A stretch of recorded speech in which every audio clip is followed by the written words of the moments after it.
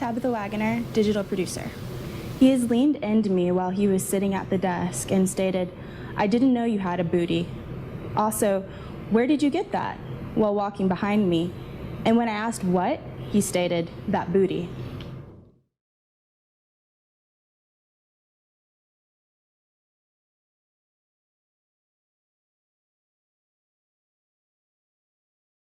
Madeline Hair, digital planning editor.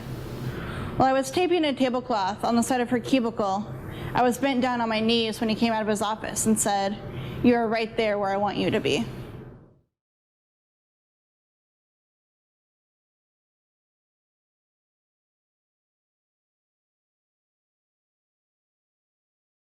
Lieber, State House reporter, the Tennessean.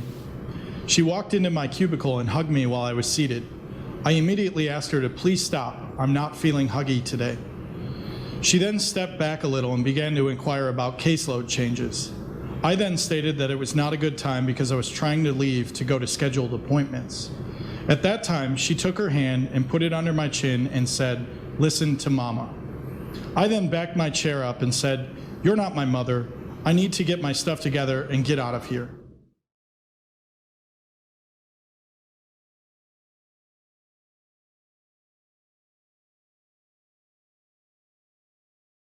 Lizzy Alfs, retail reporter. He makes comments of a sexual nature on a regular basis to a coworker who sits behind me, due to her having large breasts and having reduction surgery soon. The most explicit one was about a week ago, that a coworker and I heard him say, asking her if her breasts were a cockpit.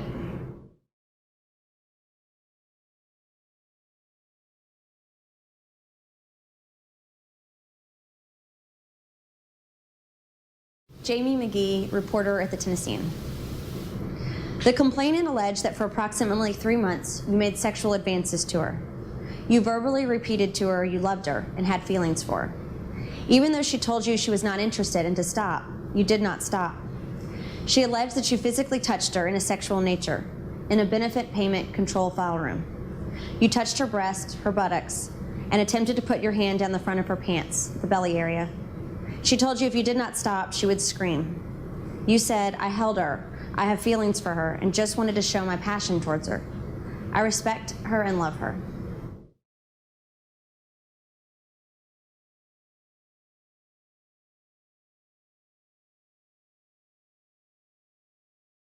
Gonzalez, education reporter at the Tennessean. She started telling us that we should go to Hooters right after the training.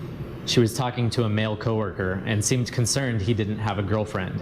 After the Hooters comment, she stated that he'd find him a girlfriend and he might get a blowjob. He didn't respond, and I didn't either. We were shocked and looked at each other like, did she just say that? This is very offensive, and I haven't said anything or wrote anything until now because I would hate to see anyone lose their job over something like this.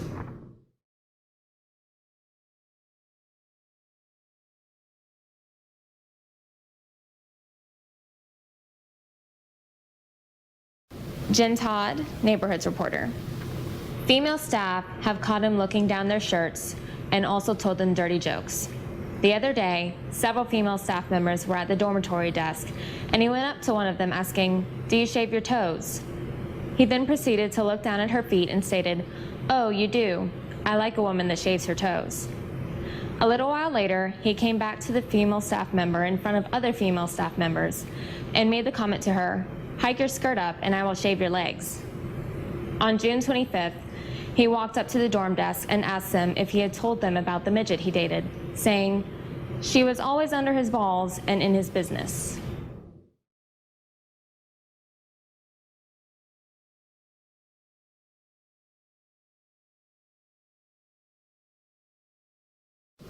Mike Riker, reporter at the Tennessean.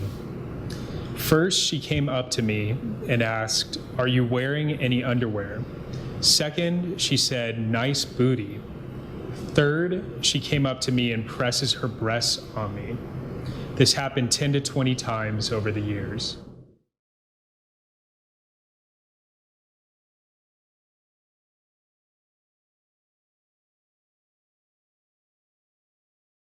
Holly Meyer, religion reporter.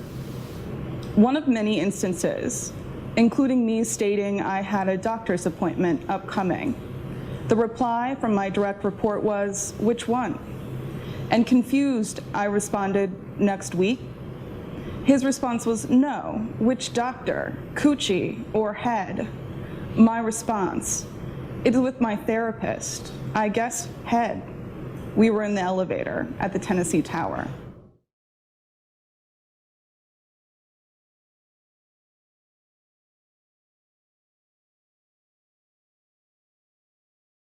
Stacy Barchinger, Courts and Criminal Justice reporter. She introduced herself to the state employee to ask him some pertinent questions and gave him her contact information. Very soon after, the sexual harassment began. He began texting her and calling her, telling her how beautiful she was and how he would like to be her friend. He said, "If you know what I mean." She told him she was married, and his response was, "Well, so am I."